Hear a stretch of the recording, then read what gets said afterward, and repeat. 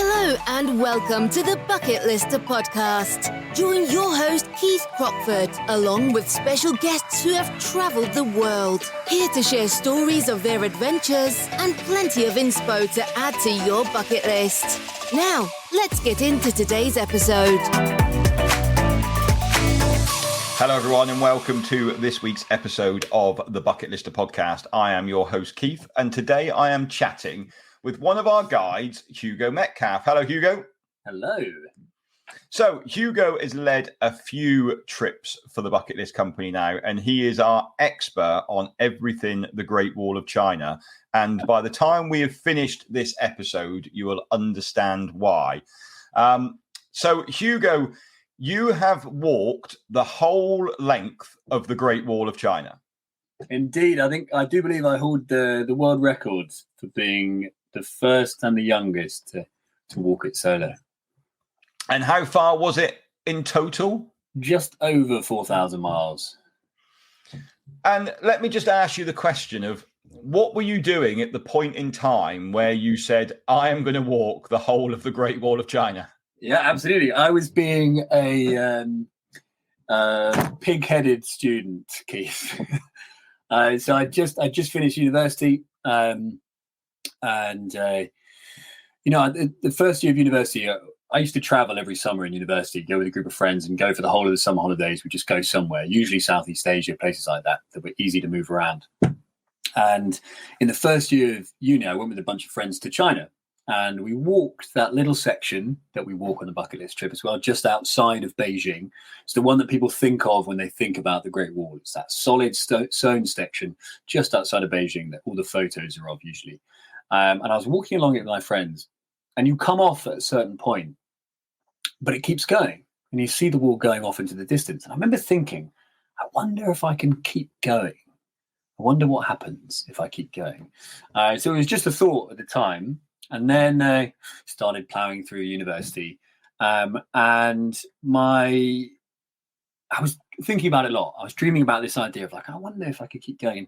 And then my dad got diagnosed with diabetes, and they just kind of came together. I was like, you know what? I'm going to do it. I'm going to do it for charity. I'm going to do it for Diabetes UK. And I'm going to see if I can break a world record along the way. And because, I was, 21, convinced I could do anything and I was invincible, I was like, I'll be fine. It'll be absolutely fine. I didn't really do any walking or any hiking. I didn't really have good fitness. I didn't play any sport. But I was like, it's fine. I can walk. So I can probably walk 4,000 miles. It'll probably work out fine. So, yeah, that was me turning up at the end of university, age 21, flying into China, not speaking a word of Mandarin, and then starting out on a 6-month journey to walk 4,000 miles. And I suppose, in terms of not speaking the language, that obviously posed more of a problem the further you got into the war, because you were suddenly becoming into very remote environments where they hadn't seen travelers potentially walking those sections at that point.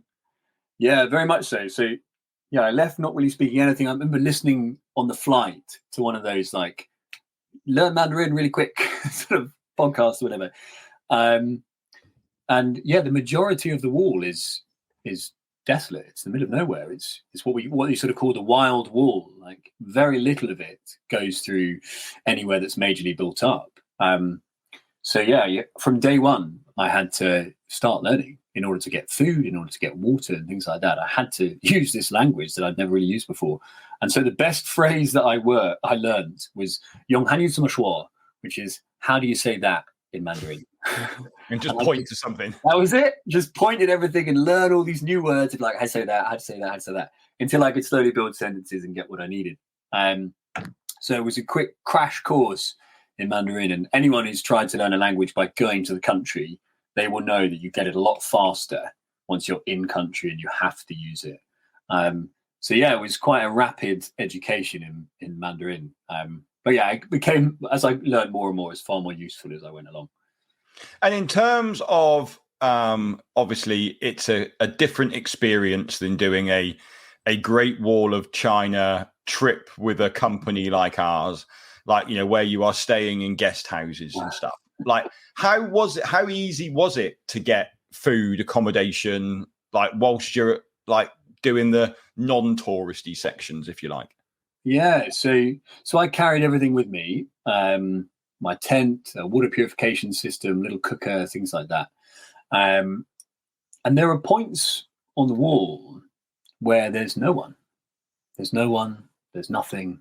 You're in the desert in Gansu. You're in the mountains up in Shaanxi, and there's no one around. I remember going like 7 days at a time with not opening my mouth to speak because I didn't see another human being. So not even hearing my own voice for 7 days because there was just nobody.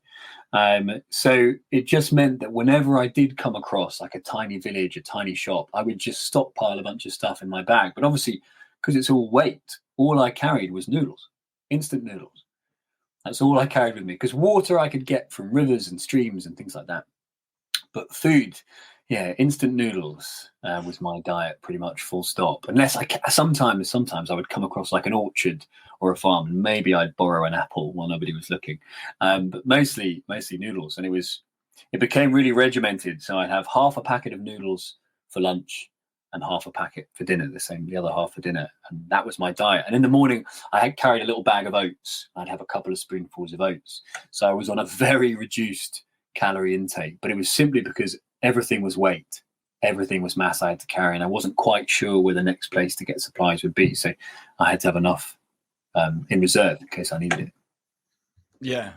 And what was there any scary moments for you as you were going through? Because obviously, people you're the only person to have done it at that point. So for a lot of people, they would have been like, why is this man walking through with a rucksack on his back in a tent and 35 packets of noodles? Like, yeah. Yeah, I mean, so it's so fascinating. So at the start of the trip, I was trying to get sponsorship for the trip. I was like, it's a trip, get sponsorship, get some companies to give you some gear. And some fabulous companies did give me some really lovely gear. MSR gave me a nice cooker. I got a great backpack from, I gave my backpack in the end. I can't even remember right off the top of my head, but I got North Face. North Face gave me a lovely backpack. And I got some solar powered gear and stuff like that. But I remember writing to a quite famous travel hiking shop, who I won't name, and writing to them for sponsorship, and they sent me a letter back saying that they wouldn't be able to sponsor me. And I was a bit frustrated, so I called up and said, look, what how come? What could I do differently? Why is it can't sponsor me?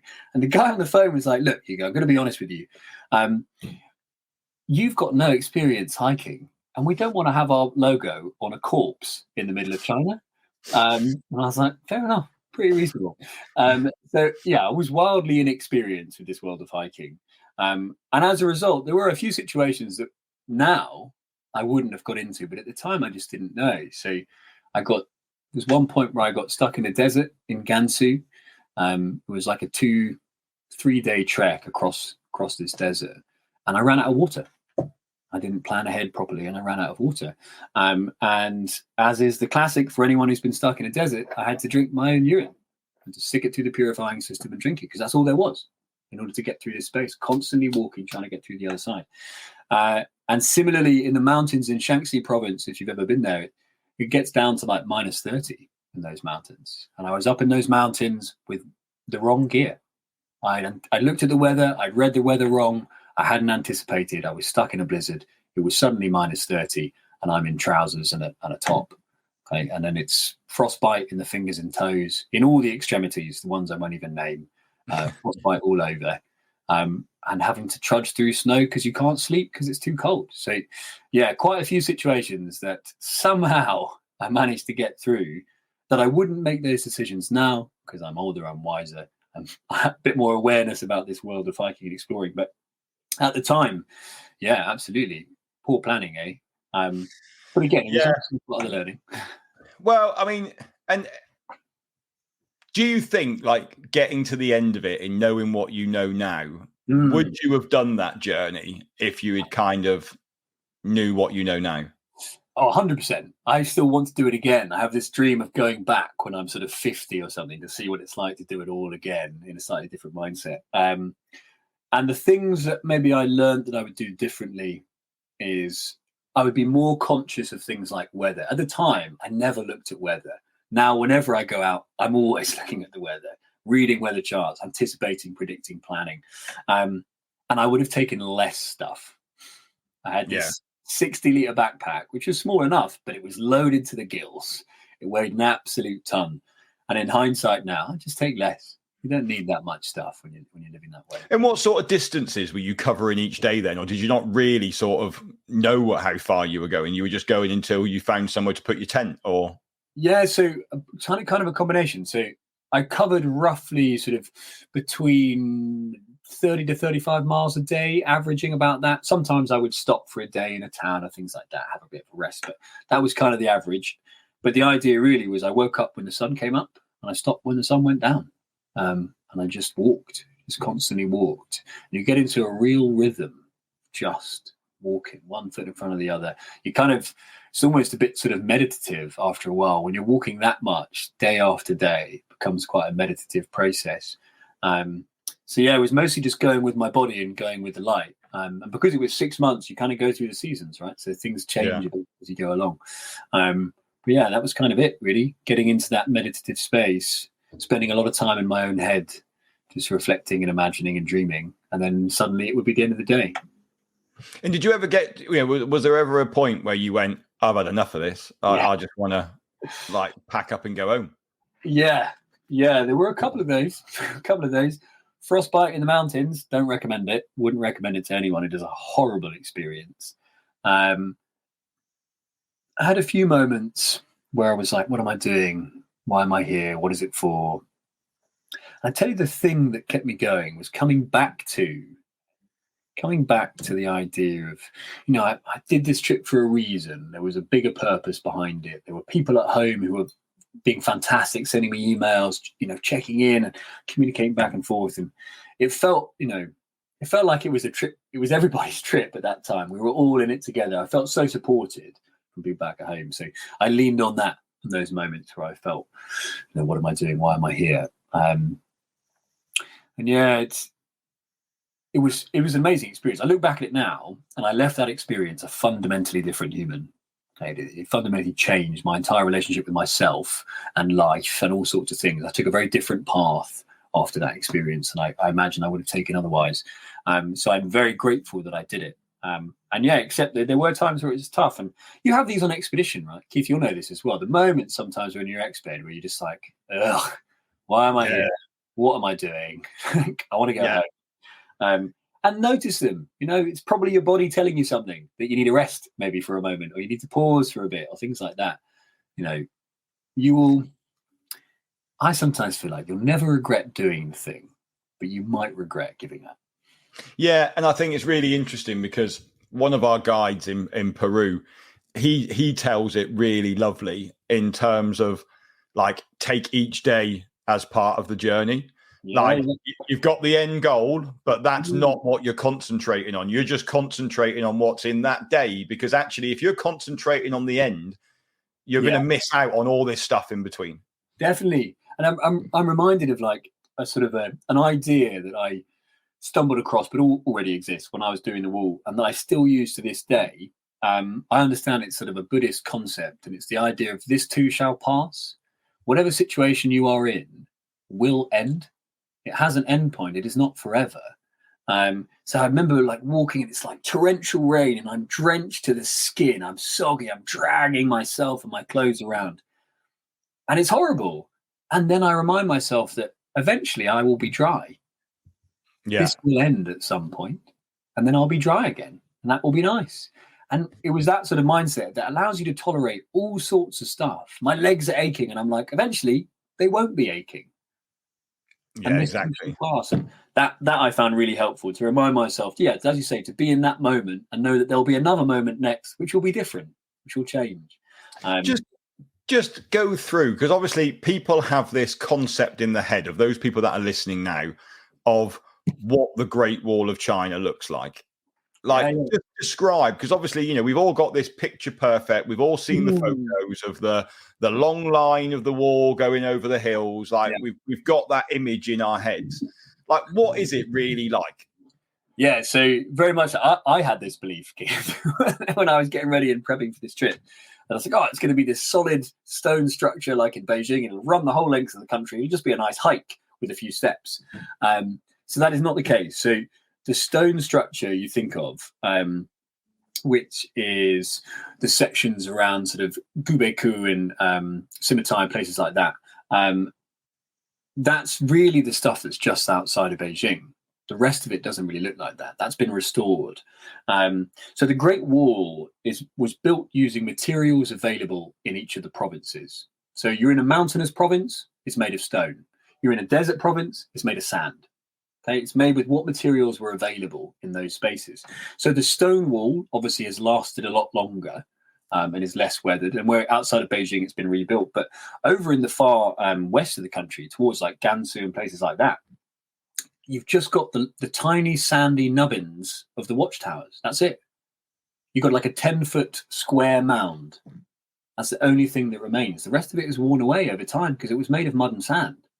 Okay, so it is very different.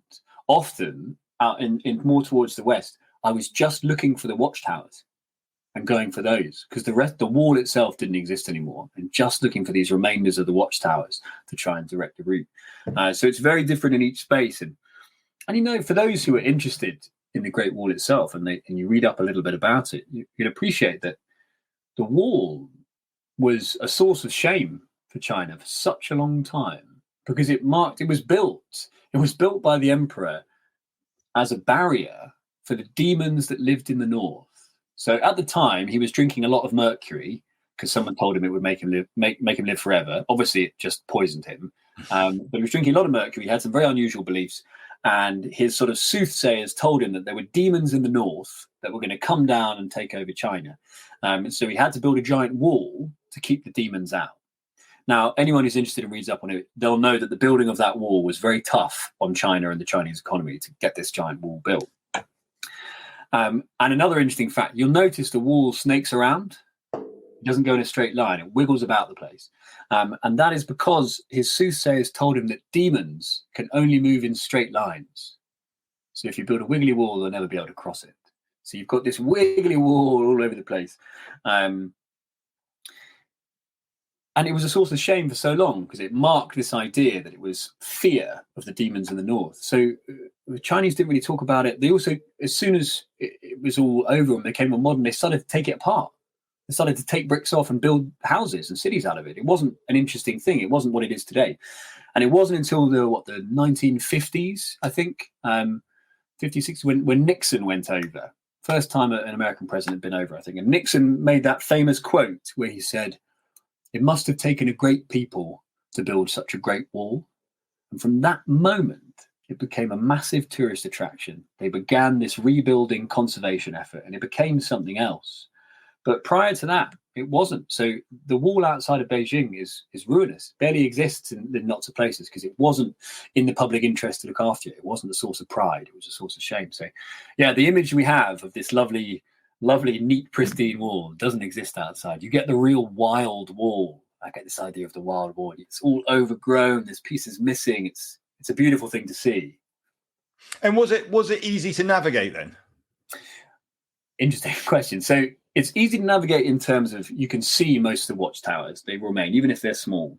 And before I left, fun fact about China. So I arrived in China and I bought a bunch of maps beforehand. These are lovely little ordnance survey maps of China, so I could map things out. And I had a GPS map as well on a little Garmin portable GPS.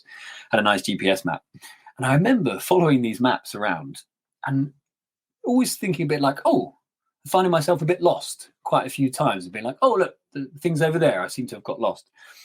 And I found this a bit odd until about halfway through, where I met a chap called Li Zhenshang, who's quite a famous Great Wall photographer. He's got some really beautiful books about the Great Wall. And I was talking to him about this. I met him randomly in a town. And I was talking to him about this, saying, I keep getting lost, Lee. I don't know what's going on. He says, the Chinese government produces all its maps incorrect. They're all off. Any maps produced outside of the country are purposefully incorrect in order to avoid people knowing where things are in China.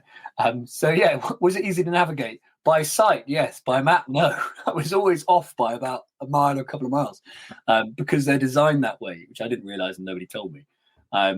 So yeah, it kept being a combination of looking around me and then checking this GPS and trying to figure out where I was. But usually you can spot the watchtowers at least, particularly in the west. And as you get more and more towards the east, there's more stone wall because it's more mountainous and you can see the ruins a bit more clearly. And how were the local people towards you when you were out there? How did you find them? Was there hostility, or were they amazed at what you were doing? Or yeah, so I tell you what, the people of China are some of the friendliest people I've ever met in my life. Absolutely amazing. I was so fat. People inviting me in for tea, coming in to feed me. Like I remember once walking through Shaanxi and it was snowing. It was horrible, and I walked past this little house, and this man came running out and was like, "Oh, come in for tea." Dragged me in for tea, cooked me a meal. Was like, "Do you want to stay the night?" And so I spent the night in this lovely house with him and his partner. So beautiful. So my reception from everybody was lovely. You know, lots of people running out, lots of kids running out to follow me down the street. Lots of people wanting to take photos. Lots of people just coming to stare. If I sat down to eat lunch, they just come and stare at me for a bit. Because again, as you say, it was an unfamiliar sight in the west of China and these really rural destinations to have some giant, so I'm 6'2", so some giant Western human with a backpack strolling through town on a random Wednesday. Yeah, my reception was really fantastic. And what was that? What were they interested in what you were doing? What was their thought? You know, were they like, "Why on earth are you walking this?" Or were they like, "Well, that's amazing"? Like, yeah, so definitely interested. In, it was always the same question. Nichinar, where are you going? Always, where are you going? Where are you from and where are you going? And when I would explain that I was walking the whole of the wall, they'd be like, "What? Why would you do this?" But mostly just curious and interested in saying, "Wow, you're going to see so much of China," and very super supportive. But mostly people were like, "Why on earth would you do this thing?" It reminds me of, you know, how we take some of the stuff in our own country for granted, right? If you live near the wall, if you live in London, when was the last time you went to see Big Ben or House of Parliament, something like that? So people being really, you know, confused that I would want to do this thing, and me explaining that it's amazing. You've got this amazing structure that runs across your country. Yeah, mostly people asking, where is I from and where is I going? But again, just real excitement, real curiosity. People running up and giving me fruit or bits of food to take with me or offering to refill my water containers. Like, incredibly supportive. So much so, Keith, that I remember reflecting afterwards, would I be this kind if I was outside my house and some strange person was walking past with a backpack and saying, "Yeah, I'm just walking the length of England"? Would I be as kind, as generous, as friendly? If not, why not? What's built that line? But yeah, incredibly, humblingly kind people were, curious. One thing I'm always really interested in with people who do these long journeys is the end point, and then how you deal with that end point. Because, you know, you've been on your own, for 6 months, you know, you've spent every day walking 35 miles, and then it comes to an end. And, you know, some people really struggle with that. And, you know, we have it with people who have done an Everest base camp trek. They get back and they really struggle to go back to their normal life. And that's after an 18-day trip. Yeah. Like, how do you feel after a 6-month trip? Yeah, I mean, absolutely. I tell you, it was a massive anticlimax finishing. You know, you just build it up so much in your mind, this place that you're going, and you're like, "Oh, yeah, things going to happen." Then obviously it just ends.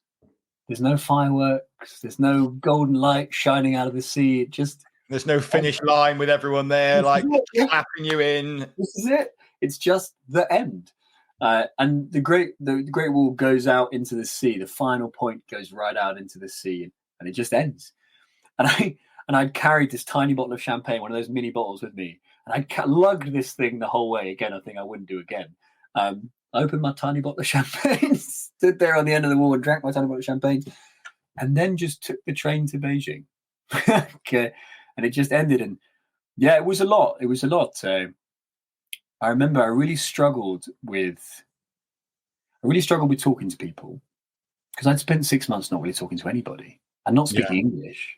And I went back to Beijing. I stayed in a hostel, and it was full of people from all sorts of places, and everyone's talking and being there. And I found that a lot. I found that quite difficult to remember how to do talking. But did anyone say to you, like, you know, where have you been in China so far? Like, and you were like, "Oh, I've just walked the whole length of it." Like, were they like, "What?" Like, well, I tell you what, Keith. So people did ask, and I didn't actually talk about my trip for about 2 years. It took me about 2 years to even have a conversation with somebody about what it was like, because it was just so fundamentally life-changing. People would ask me, they're like, what have you been doing? And I'd be like, oh, yeah, I walked the Great Wall. And they'd be like, oh, how was it? And I'd be like, yeah, it was good. It was good. And that was it. And I'd end the conversation there, because I had this feeling that I wouldn't be able to explain it in a way that they would understand, and in a way that was true to what it was like for me.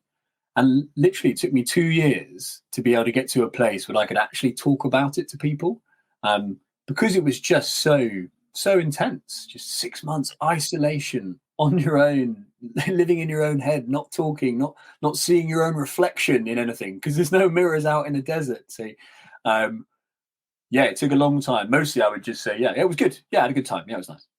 That would be it. I certainly think I would have struggled to have gone back to Beijing and then stayed in a hostel where you've just had your tent with you in it for like 6 months. Now all of a sudden there's just like 10-person dorm, noise and alcohol and people and shouting and music. And yeah, it was a lot. I mean, I tell you, Keith, I didn't actually go home. So I stayed in China for 2 years after that trip. No, did you? Yeah, I couldn't quite figure out going back to the UK in reality. So I was going to, I had a flight to come back. And in the end, I cancelled it, and I managed to get a job at so I'm a psychologist and a psychotherapist by trade. At the time, I just had an undergrad degree, but now I've got a few more. And I got a job at the Institute of Psychology as a research assistant in Beijing. And I stayed in Beijing for 2 years and didn't come home. Hence that distance, right? I told you I couldn't talk about it for 2 years. I just stuck myself in this place for 2 years and eventually came back after that. So yeah, I drank. And how far off were you off the plan? So did you plan for it to take you 6 months? Were you dead on? Were you a month over? I was about a month over, I think I was lightly ambitious. I think I didn't anticipate stopping in towns, taking a break, staying in a hostel if I came across a hostel or a hotel. Or I didn't anticipate that. I thought I'd just walk all the way through, which is very unrealistic. So I was probably about a month over in the end. And again, because I was quite new to this sort of planning and hiking, I hadn't really taken into account a lot of the terrain and the changes in terrain and things like that. So yeah, maybe a month over in the end. And did you document the journey at all? Yeah, so I did this trek back in... when was it? 2008, I think, if I remember correctly. So there wasn't much social media stuff. There was a bit of Facebook. But I documented the old school way, journals and emails, journals and group emails, back how we used to do it back in the day. Just writing journal entries every day, sending big mass emails home. I actually, after that, did go on to write a book that I've yet to submit to a publisher, because I still hold a bit of this. How am I expressing it clearly? Will people understand what it was like? But yeah, I did put it all down. It was good for me to put it all down so that it existed in one place and it didn't get lost in the ether of my mind. But yeah, I mean, if I did the trip now, I'd go with a lot more media, a lot more filming and recording. But at the time, it was just writing, really. That was the way I did it. Did you take many photos then while you were on it, or? I took a few, not many, because it was, again, I just had a physical digital camera I took with me. I took a few, and in fact, I was looking at them before this call, and just reflecting and remembering this journey, and what that was like. And my beard is out here because it's been unkempt for so long, or whatever. But I tell you, the common theme in every single one of the photos that I'm in is a massive grin on my face, the biggest smile, joy exuding out of the photo. And I'm thin and I'm dirty and my hair is bedraggled and my beard is all over the place.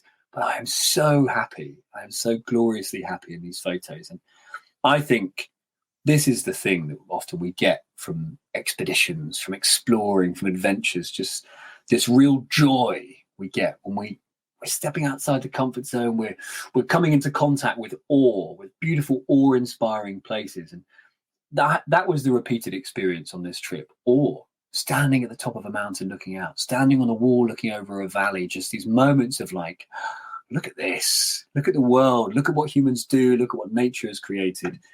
Yeah, so when I look back at them now, it's mostly just connecting with that feeling of joy. And do you know, has it been repeated? Not yet. Somebody attempted it. From what I understand, from what I've been able to find online, and some people maybe don't document or whatever it is, but what I've seen, somebody attempted it, didn't quite make it. There was a team of 2 that gave it a go, didn't make it. So far, I don't think anyone's given it a go for the whole thing in solo. But I would recommend it, especially now. There's loads more kit now, loads more tech now. You can do it a lot safer, a lot lighter now than when I did it. You could probably arrange support vehicles if you wanted to really look after yourself. Yeah. So I really hope somebody does. I hope somebody younger than me at the time does it too. Go for it. Go at your age 18, 19, just go for it. Perfect. And just talk through the trip that you run for us out there when you go and take one of ours. Explain what people are going to experience. Obviously nowhere near. It's not 6 months long. It's only 10 days long. Just talk people through what they get from a bucket list Great Wall of China trip. Yeah. So what I love about the trip is that we're not just hanging out in the stone sections outside of Beijing. Now, that's a beautiful trip, right? It's a beautiful trip. And if you go to Beijing, you'll probably go there. If you go there on your own, that's probably part of your itinerary. And it's a lovely thing to see. And it's beautiful. It's awe-inspiring. But on the bucket list trip, we go out to the Wild Wall. We go out to the sections that people don't walk. The people aren't there. Okay. And it's beautiful. You get to see this history. You get to see and understand this journey of China's relationship with this wall and the sheer feat of engineering that it took to construct it.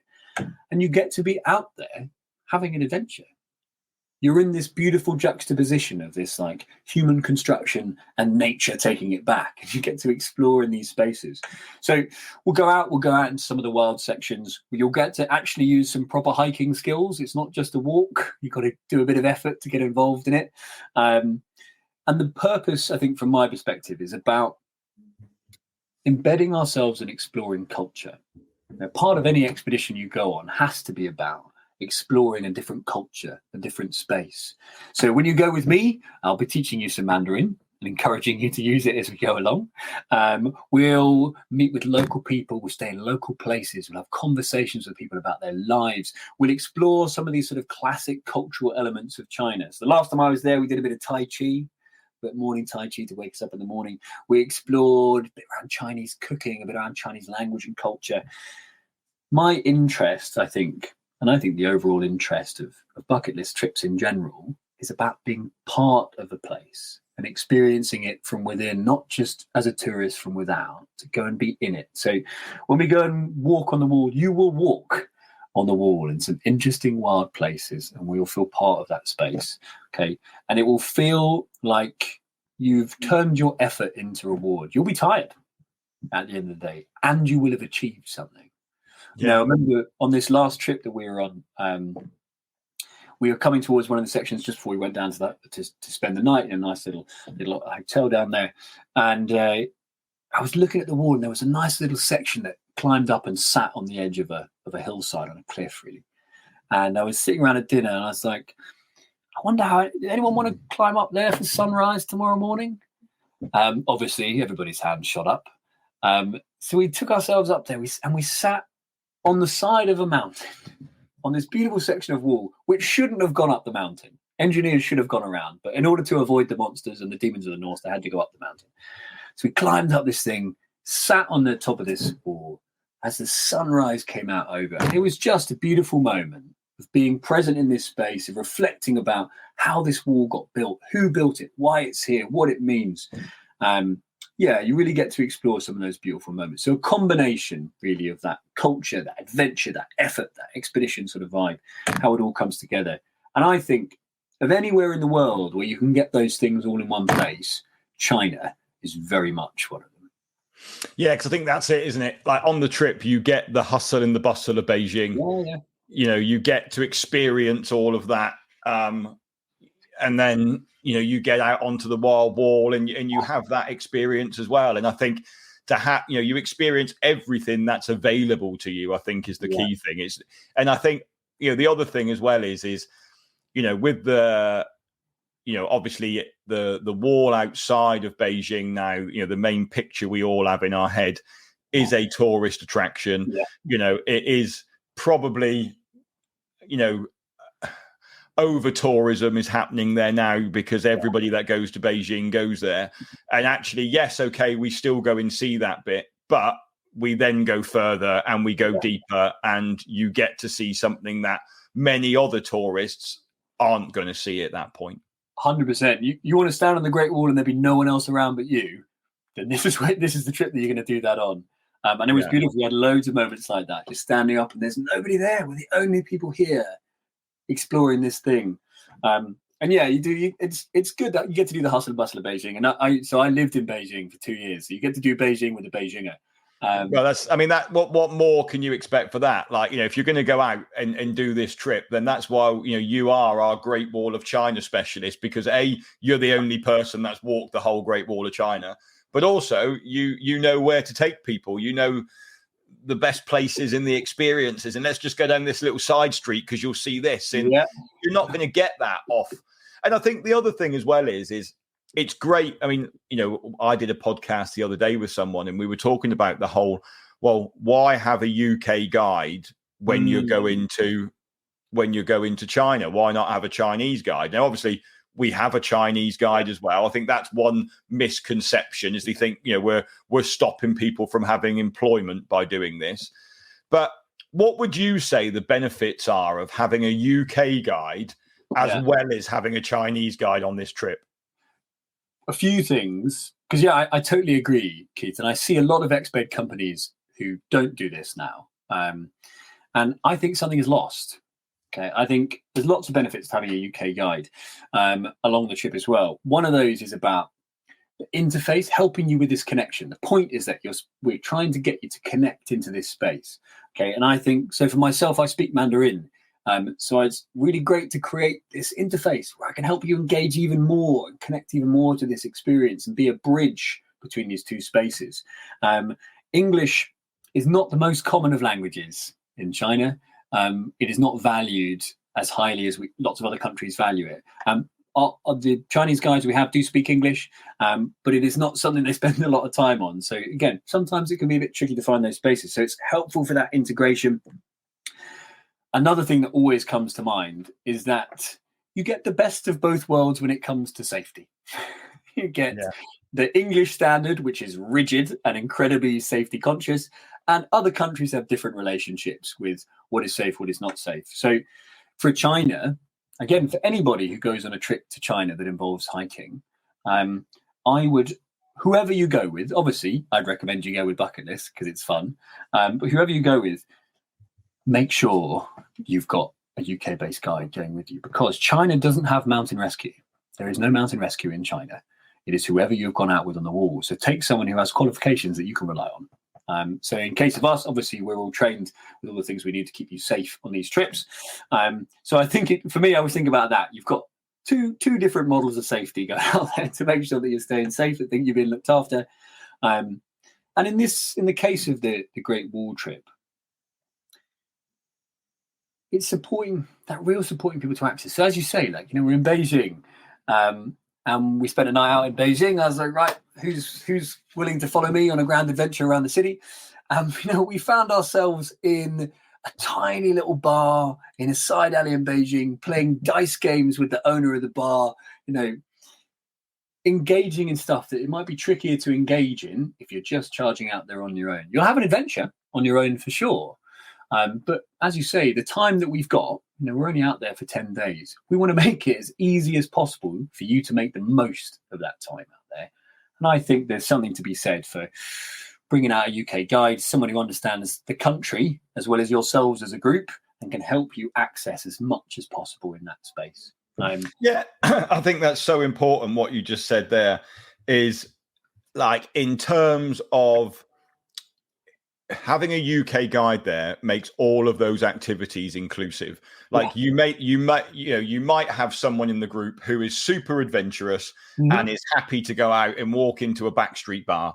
Yeah. But, you know, not everybody in the group is, you know, some people are going to be like, I don't want to try that. I don't feel safe walking down there. I'm just going to walk out the hotel and go next door so I can finish my dinner and then come back into the safety of the hotel again.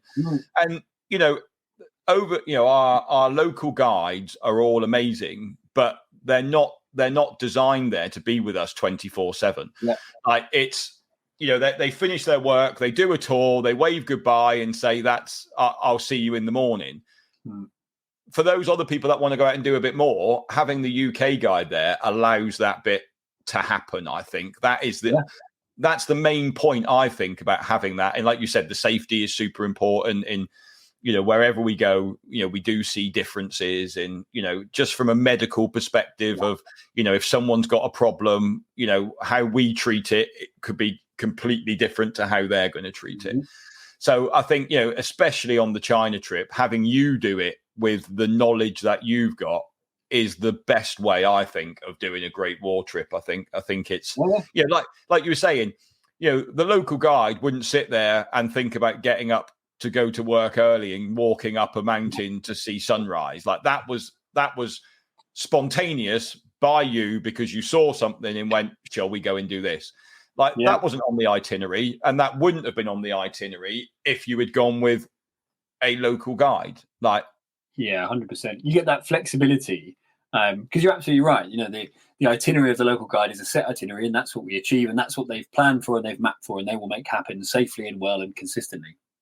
But when you bring out another guide, you've got this fabulous flexibility to build something here. Like, what about if we go and check this out? Or what about doing this? And again, because we're all trained, we can design it, risk assess it, lead it, manage it, all on the ground in the moment, and make that thing happen. And that's because those are the beautiful moments, right? It was a beautiful moment for everyone to sit on that wall and watch the sunset. Yeah, it wasn't in the list of things to do. It was something we just saw and felt about. And it's a memory. It's a thing they take back with them. It's beautiful. Well, it's a unique memory as well, isn't it? It's because it wasn't designed to happen at that point. It was something that was an off-the-cuff thing, and quite often those off-the-cuff things are the things that you take back is the special things that end up happening.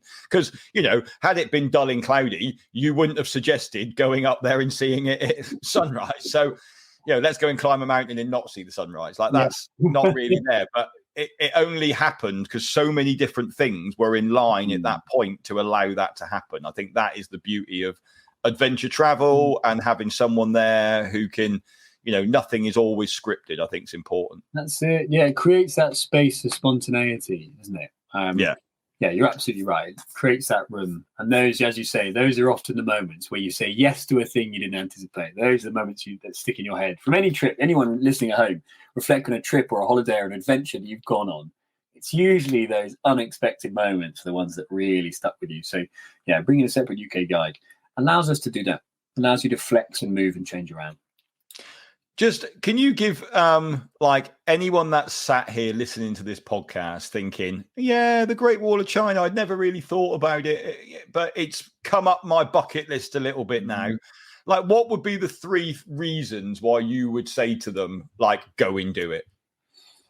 Yeah, so China, I sometimes think, is like the elephant in the room of Asia. It's massive, and no one ever quite knows how to start or what to do. And so we go to places like Thailand, Cambodia, Vietnam, because they're smaller and they look more manageable.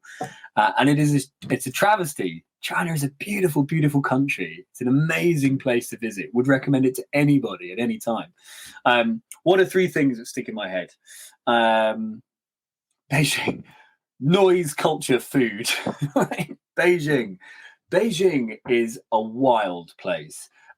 Increasingly modern, more and more modern every 5 minutes. You go into it nowadays, it's becoming this juxtaposition of a modern metropolis and a chaotic city all sort of merged together, where you buy your street food of chicken hearts on a stick, but you pay with your face on your phone or whatever it is. It's this beautiful juxtaposition. So Beijing itself, I think, is a beautiful thing to see. It's so much energy, so much hustle and bustle, so much culture in one space, the smells, the food, the people. So to experience that, and it is different. It is so different to anywhere else you have been. If you have not been to Beijing, it is totally different. So definitely that. I think another thing would be just awe. One thing China does very well is awe-inspiring landscapes. So China has space. It has a lot of space and a lot of beautiful landscapes. And there will be moments on this trip where we will stand on a wall, on a mountain, on a mountainside, and you will look out into a beautiful expanse of just nature, rocks and rivers and valleys and empty, beautiful spaces. And it is awe-inspiring. And we will stand there and we will stare and we will feel it. So awe. Go to China for the awe. Even if you just go anywhere else in China, it's full of these beautiful places. Go for that. Go for that experience. So the hustle and bustle of Beijing, chaos and the future altogether, the awe that you would experience standing in these places. And maybe the last thing that jumps to mind for me is history and culture. You'll be exposed to it the minute you arrive. The minute you arrive, you will start to notice this thing, this other story that is occurring. Like China's historical story doesn't really involve us. It's been going for many thousands of years, and it's rich and it's complex, and it's not particularly bothered about what we were doing or what the rest of the world was doing. And it's you can feel it when you're there, in the language, in the way that people engage, in the activities that we will do. And I think there's something powerful in that. You know, we exist in the UK, we exist in our own history and our own little narrative, and we see the world through that. But you have an opportunity when you go to somewhere like China to see the world through someone else's eyes, to experience a different way of living. Whether that's when you go to the pharmacy, right? You go to the pharmacy on this trip and you're like, oh, you nip in, and the pharmacy's divided in two. One half they call Western medicine, and on the other half they call Chinese medicine. And you go on this side to get your ibuprofen and your paracetamols, and you go on this side to get your special herbs and your tea and your ginseng root, and you can choose. You walk in and you get to pick which one you'd like to do and how you'd like it to work. So I think there's this beautiful opportunity to be exposed to a different way of living, to see the world through a different pair of eyes, and to reflect on our own experience. And that in and of itself is such a rare opportunity to have. And I think, again, because China and Chinese culture is so different, so nuanced in the way they make sense of reality, that it offers a perfect opportunity for that. So I'd say the hustle and bustle of Beijing, a city like no other, the awe that you would experience standing on the wall, looking out into these beautiful spaces, and the opportunity to embed yourself in a culture that is very different to your own and will offer you this ability to, this perspective to look a little bit differently at things. Well, Hugo, I think from that description there, I think you've heightened the Great Wall of China trip up many, many people's bucket lists. And certainly, you know, I would like to head out there and do it with you. So, you know, I can experience it from your perspective as well, because I think, you know, you get to have so many conversations with people on trips. Like, you know, you're trekking with them all day long, and to have someone with the knowledge that you've got and to, you know, just ask the questions that, you know, that you can only answer because you're the only person that's done it, I think is an absolutely amazing thing for anybody to go on. And I think ultimately, like you say, you know, we have created this trip. It is different to many other trips, but I think the one thing that makes it super different is the fact that it has you leading it compared to anyone else. So I can only thank you for being part of the Bucket List Company and doing that for us. But yeah. One question I ask everybody who's new onto this podcast is, what is still on Hugo's bucket list? What is still on my bucket list? One comes straight to mind the minute you said that. Because I was trying to think, maybe I should think of a more exciting one, but the one that came straight to mind is the one that I'll share, which is, I want to go to Papua New Guinea, Keith, and I want to go and live with a tribe for as long as I can. Stick me in Papua New Guinea in the jungle for 6 months. That's what I want to do. I want to know what that's like. I want to live in that life. I want to be part of the community. I want to be part of things. I want to be involved. This is always, I don't know why or where I got this idea from, but I've hung on to it for years. That this is a thing that I need to do. Not only want to do, Keith, I need to go and do this thing. That is always at the top of my bucket list. I've got a bunch of other things underneath it, but that is always. But that is the one. Well, hopefully one day, once you've stopped running trips for the Bucket List Company, we've got a few more for you yet, but then maybe you can, you know, head out there and do that as well.